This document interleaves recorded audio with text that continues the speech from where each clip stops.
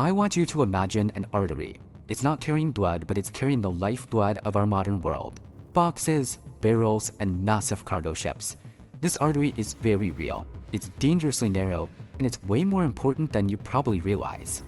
Just let that sink in for a second. At its skinniest point, a single channel of water, not much wider than a long airport runway, is carrying 1/4 of everything humanity buys and sells. This is the Strait of Malacca. So, how did this one specific place become so critical to, well, everything? The answer isn't complicated. It starts with a simple, unchangeable fact: geography. Yeah, before we even get to the economics, we have to look at the map. The power of this strait is a direct result of pure geography. It's really pretty straightforward. If you want to ship something by sea between, say, the Middle East and the massive factories of East Asia, you have to navigate the islands of Southeast Asia. And the Strait of Malacca? It is, by a huge margin, the shortest, most direct path. You know, geography didn't just create an option here, it basically created an inevitability. And listen, this is not some new revelation. For more than 1,000 years, whoever held power over this strait essentially held the keys to the kingdom. You had ancient empires taxing spice traders, then European colonial powers battling for control. All the modern era did was pour gasoline on the fire and multiply that importance 1,000 times over. And that brings us to this really key idea: the maritime choke point. It's just what it sounds like, a place where geography forces an immense amount of sea traffic into a tight, vulnerable squeeze. In shipping, time is money, and these choke points are the ultimate shortcuts. Now, the world has a few of these critical spots. I'm sure you've heard of the Suez Canal or the Panama Canal, right? But what makes the Strait of Malacca arguably the most critical of them all is the unbelievable, staggering volume of what flows through it, and just who depends on that flow.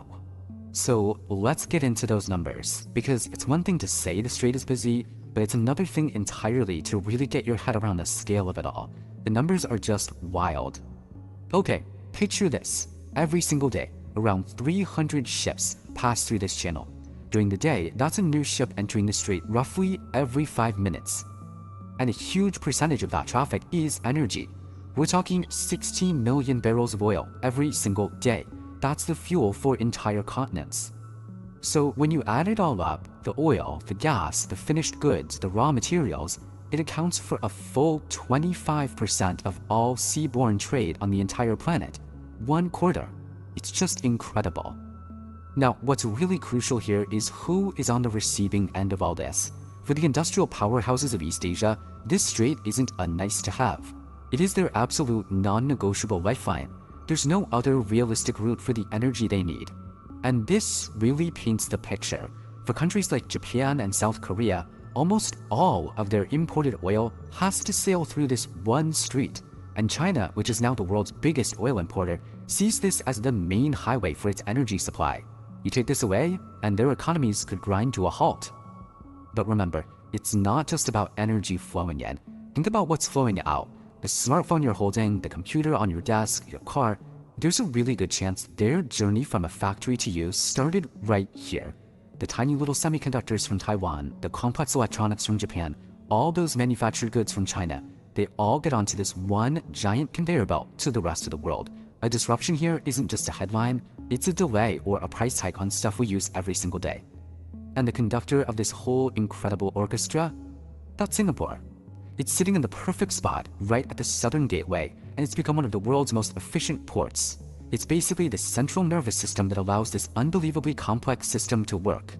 So we have this system of unimaginable importance, but its greatest strength, this incredible concentration of trade, is also its biggest weakness. The whole thing is inherently fragile. So what are we talking about when we say risks? Well, first, just sheer congestion. It's so crowded that collisions are a constant threat. Then there's piracy. It's been suppressed, but it's always a shadow lurking in these waters. The environment itself is a challenge too. The strait is surprisingly shallow in many places, meaning there's a real risk of ships running aground. And finally, you have the weather. Monsoons and thick fog can pop up and just add another layer of danger to an already risky situation. We all remember when the Ever Given got stuck in the Suez Canal, right? That was for just 6 days. The price tag was insane. Almost $10 billion a day in lost trade, backing up supply chains for everything. Okay, now get this. The Strait of Malacca handles even more volume than the Suez. A blockage here, whether by accident or on purpose, would send a shockwave through the global economy that would make the Suez incident look like a walk in the park. Our entire global economy is essentially built on the quiet assumption that this one waterway will always be open. But as we've seen, this artery has its vulnerabilities. It reminds us that our deeply interconnected world is balanced on just a few very fragile geographic points. And that leaves us with a pretty chilling question. What happens if one day the flow stops? This isn't just a stretch of water. In a very real way, this is the circulatory system of our entire global economy. It's a narrow, 900-kilometer channel that, believe it or not, holds the modern world together. So, let's take a closer look at this critical artery and really understand why its pulse basically dictates the health of our whole interconnected civilization. And that brings us to a pretty terrifying question, one that strategists and economists lose sleep over. What if this one passage were to close? Because if that happened, the shockwaves would be felt in every single corner of the globe. The stakes really couldn't be any higher. I mean, think about it. Every single day, a literal river of steel flows through the Straits of Malacca. We're talking super tankers loaded with oil from the Middle East, massive container ships packed with all our electronics and clothes from Asia, and vessels carrying the raw materials that fuel industry everywhere. It is the main highway between the Indian and Pacific Oceans.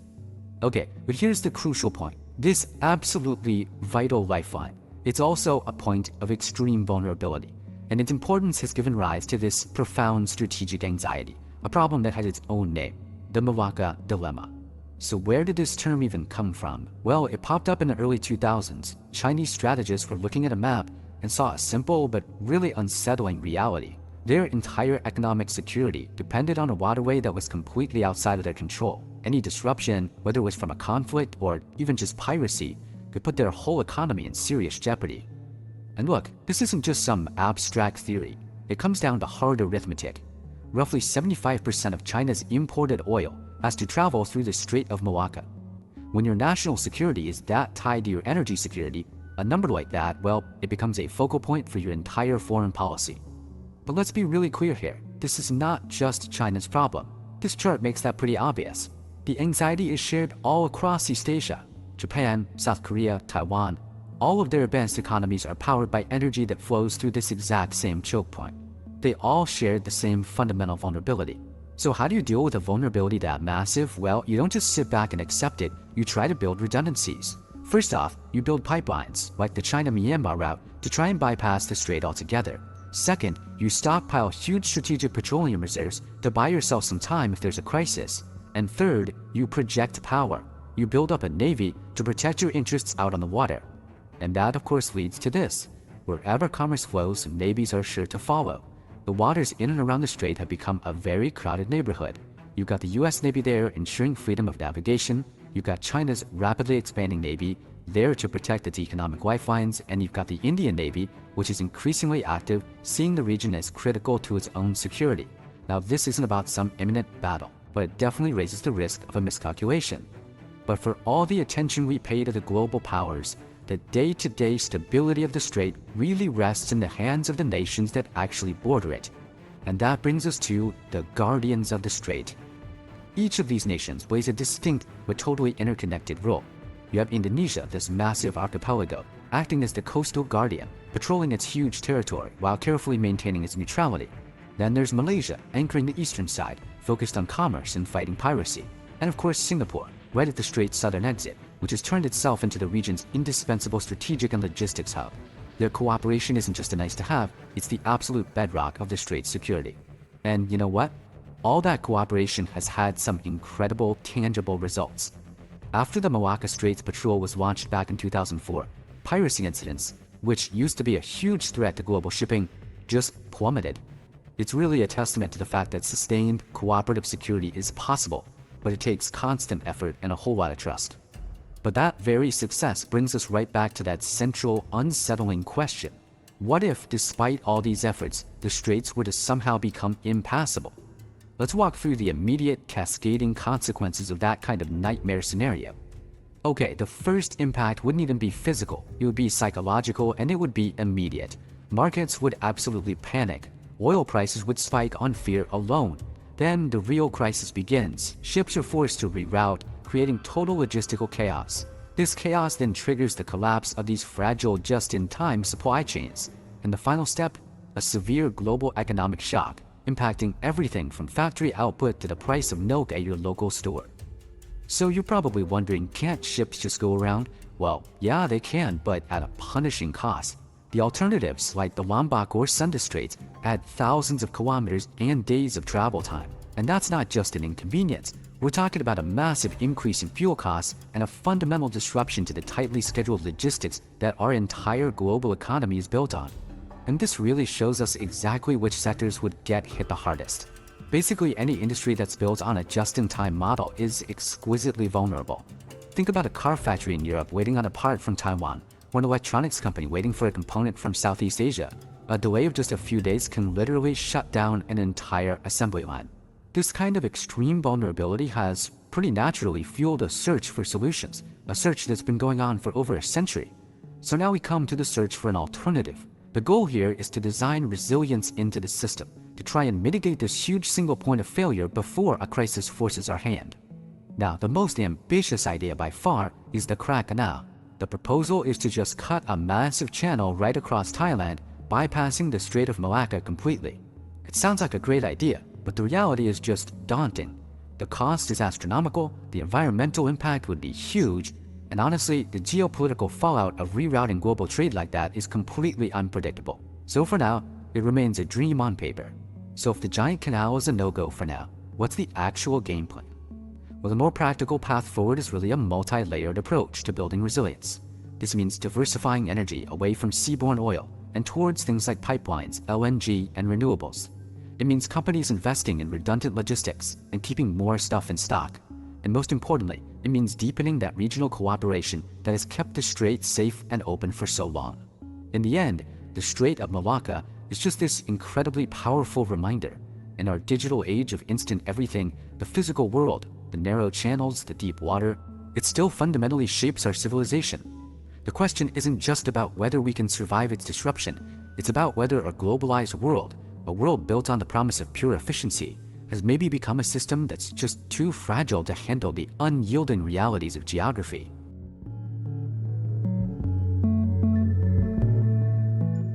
What if I told you there's a stretch of water just 21 miles wide that might be the most powerful and most dangerous place on Earth? This is the story of that gap. Okay, picture this. Every single day, ships the size of skyscrapers laid on their side, we're talking over 1,000 feet long, have to navigate a passage so narrow you could practically see from one side to the other on a clear day. And these aren't just any ships, they are carrying a truly mind-boggling amount of the world's energy. We're talking about 21 million barrels of oil every single day. And all of it, every single supertanker jam-packed with crude oil or liquefied natural gas, has to thread the exact same needle. It's an incredible bottleneck, a gap that is just 21 miles wide. And that tiny distance, it's pretty much all that separates the entire global economy from a state of emergency. We're talking, of course, about the Strait of Hormuz. And this is a place where geography isn't just a feature on a map, it's more like destiny. The very shape of the land here has these profound, world-altering consequences. Now, to really get why this matters so much, you need to understand this term, a maritime choke point. It sounds technical, but it's a really simple idea. It's a place where geography forces a ton of traffic into one tiny corridor. And here's the kicker, there's no easy, cheap way to go around it.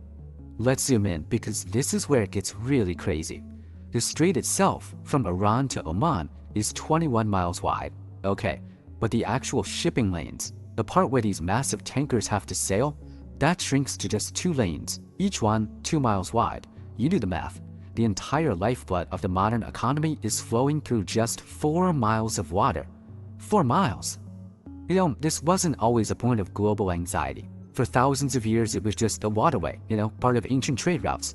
But then, in the 20th century, everything changed because of what we found buried deep under the sand and sea of the Persian Gulf: oil. To really wrap your head around the scale, just consider this. The countries right there bordering the Gulf, they're sitting on more than a third of the world's entire proven oil reserves and about a quarter of its natural gas. And all of that energy is essentially trapped with only one major doorway to the rest of the world. And that one doorway, the Strait of Hormuz, has become this absolutely vital artery for the global economy. So let's look at the numbers that really define just how crucial it is. Alright, if there's one number you remember from all this, make it this one: 21%. That 21 million barrels of oil per day, it adds up to about 21% of what the entire planet consumes. 1/5 of the world's daily oil habit flows right through this single gap. So where is all this energy going? Well, it's mostly headed east, to the industrial powerhouses of Asia. China alone takes in nearly a quarter of the total flow. So you can see how this strait becomes a critical piece in global power dynamics. Economies like Japan, South Korea, and India, they all depend on this one corridor staying open. And listen, this isn't just an oil story, not by a long shot. We have to talk about liquefied natural gas, or LNG. The world's biggest exporter is Qatar. And guess what? The vast majority of its supply ships out through the very same strait, powering cities and industries all across the globe. So when you funnel this much of the world's oil and natural gas through such a tiny space, you end up with an incredibly fragile balance. And the price for disrupting this flow, well, it's immense. And you just have to look at history. It tells a really clear story. The strait doesn't even have to actually close for the world to feel the pain. During the tanker war back in the 80s, attacks sent insurance costs through the roof. In 2011, just the threat of a closure made oil prices jump by over $20 a barrel. And in 2019, attacks on a few tankers nearby doubled insurance costs practically overnight. The risk itself is a weapon. So what you get is this constant, simmering tension. On one side, keeping the straits open is a global imperative. It's enforced by the naval presence of countries like the US, the UK, and France. But on the other side, geography gives Iran what you'd call an asymmetric advantage. Its long coastline means it doesn't need a huge navy to pose a very credible threat. It can use smaller, faster boats or anti-ship missiles to cause major disruption. There's a line that just perfectly captures the economic reality of all this. It goes, the cost of moving oil isn't just fuel and crew, it's political risk priced into every barrel. And that risk isn't some abstract concept. It's a real, tangible cost that affects energy prices for all of us. This deep, deep vulnerability has turned the strait into a kind of global fault line. And it's no surprise that it sparked this decades-long search for an alternative, for some way to bypass this critical choke point. The most serious attempts have been overland pipelines. Saudi Arabia built a massive one that runs all the way across the kingdom to the Red Sea, and the UAE operates a similar pipeline that ends at a port just outside the strait. But, and this is a huge but, here's the stark reality. The pipelines are not enough, not even close. Together they can carry maybe 7 million barrels a day. That's just a third of the 21 million flowing through the strait. So can they soften a blow? Sure. But can they replace the artery? No way. This all leads us to a concept from the world of engineering. It's called a single point of failure. It's exactly what it sounds like, that one critical part of a system that, if it breaks, brings the entire system crashing down. So I guess that brings us to the ultimate question, doesn't it? In its insatiable thirst for energy, has the global economy accidentally created its own single point of failure, right here in the Strait of Hormuz? The truth is, the world probably wouldn't collapse entirely, but it would stumble, and stumble hard. The immediate supply shock and the insane price spike would almost certainly send the global economy into a severe crisis. And really, that's the thought to leave you with. 21 miles, a tiny stretch of water that also happens to be the razor-thin distance between global stability and global crisis. Let's talk about a stretch of water, just 21 miles wide, that's it. But through this tiny single bottleneck flows over 20% of the world's entire daily oil supply. This is the Strait of Hormuz. And believe me, it is so much more than just a shipping lane. It's a symbol of our global dependence. And as we're going to see, that kind of dependence, it creates some serious leverage. So, that brings us to the big, high-stakes question. I mean, this is the scenario that literally keeps energy ministers and military strategists up at night. What would actually happen if this vital artery was just suddenly shut? Okay, let's start the clock. In any crisis like this, those first few moments are pure chaos. We're about to unpack the economic earthquake that would start the very second that oil stopped flowing. So hour zero, the news breaks. And honestly, At this point, the reason doesn't even matter. It's the signal that counts. The flow has stopped. Within minutes, you'd see financial markets react, and I mean violently. Traders aren't going to wait for details. They price in the risk immediately, sending oil futures through the roof. By the 12-hour mark, governments are already scrambling, dipping into their emergency stockpiles. It becomes a full-blown global crisis before the first day's even over. Now, to really grasp the scale of that shock, you have to understand this number: 100 million.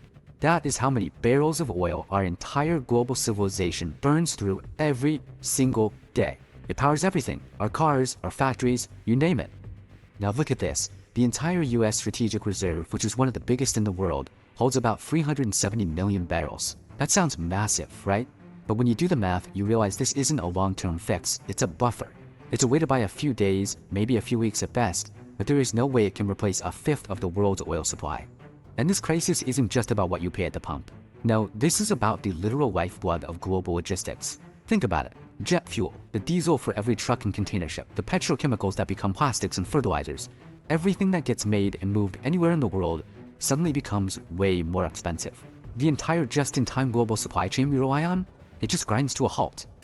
So, okay, while that economic panic is very, very real, the military and geopolitical reality is actually a lot more nuanced. On this strategic chessboard, a full-scale permanent closure probably isn't the most likely move. And the reason for that is pretty simple. Keeping the strait open is a non-negotiable interest for pretty much every major world power. You've got the US Fifth Fleet, European navies, and regional allies all with a constant presence there. The commitment to freedom of navigation is, well, absolute. The military pressure to force it back open would be completely overwhelming. So this gets us to a really crucial idea. You don't actually need military superiority to control a choke point like this. You just need to be able to exploit its geography, and that is the textbook definition of asymmetric leverage, using a very specific vulnerability to cause massive disruption without having to win a big conventional war. And just look at the kinds of tools we're talking about here. This isn't aircraft carriers and destroyers. We're talking about swarms of small, fast boats, mobile missile launchers you can hide along the coast, and cheap but really effective drones and sea mines. See, these aren't weapons designed for winning a traditional naval battle. They're weapons designed specifically to create chaos and risk. And this gets to the absolute heart of the strategy. The real target isn't the oil tanker itself, it's the tanker's insurance policy. If you can make transit through the strait so risky that it becomes a war risk zone, then insurance premiums just skyrocket, or even worse, coverage gets denied completely. And then what? No company on Earth can afford to send their multi-billion-dollar ships and crews into that waterway. And just like that, you've achieved a shutdown without ever having to win a battle. So, faced with this incredible vulnerability, you'd think the world would be racing to build a way around the problem, right? And, well, it is. But as we're about to see, the solutions, they aren't quite as simple as they look. Pipelines are the most obvious bypass, for sure. And yeah, Saudi Arabia and the UAE have built these massive pipelines to carry oil overland to ports outside the strait. But just look at the numbers. Even if you add up all the pipelines that exist or are even being planned, their total capacity can only handle, at best, about half of the oil that currently flows through Hormuz. It's a partial solution, but it's not a complete one, not by a long shot. So, what about just sailing around Africa? Going the long way, around the Cape of Good Hope? Well, it's not a real alternative. I mean, you are talking about doubling the distance, doubling the time, and doubling the cost. For the global economy, that's not just inefficient, it's completely ruinous. It's a non-starter. And all of this brings us to the biggest question of all. If we can't easily build or sail our way around the problem, is there another solution? Well, the answer lies in changing the very nature of our dependence itself. And that's where the global energy transition comes in. And look, that transition is definitely happening. In 2023, nearly a third of all global electricity came from renewables. That's a profound shift. But, and this is a big but, it's also a slow one. While our power grid is changing, our transportation and our industrial sectors are still overwhelmingly dependent on the very oil that flows through that narrow strait. You see, the ultimate long-term security strategy here is diversification. Take liquefied natural gas, LNG. It comes from the US, Australia, Qatar, West Africa, all over. No single choke point can hold the entire LNG market hostage. That is the model for the future. multiple sources, multiple routes, creating a distributed, resilient system. And that brings us to our final, and maybe most crucial point, because this story, it isn't just about the geography of the Persian Gulf, it's about the fundamental architecture of our entire modern world. Think about it. For the last 50 years, we have built a global system that is obsessed with efficiency, with speed, and with low cost. Just-in-time supply chains, concentrated manufacturing hubs, interconnected financial markets, and yeah, it's made us incredibly prosperous, but it has also made us incredibly fragile. And Hormuz is just one of these single points of failure. The world we've built, the world we all rely on, runs through dozens of them. You've got physical choke points like the Suez Canal and the Strait of Malacca. Digital ones like the undersea cables that carry 99% of all internet data. And even financial ones like the clearinghouses that process trillions of dollars every single day. Which really leads to the core idea of this entire story. The fundamental vulnerability isn't the water, or the canal, or the cable. The vulnerability is our profound systemic dependence on all these single, fragile threads. Because in any complex system, dependence will always find its narrowest, most vulnerable point. And for a fifth of the world's energy, that point is a 21-mile wide strait. That's all it takes to put the entire global economy on a knife's edge.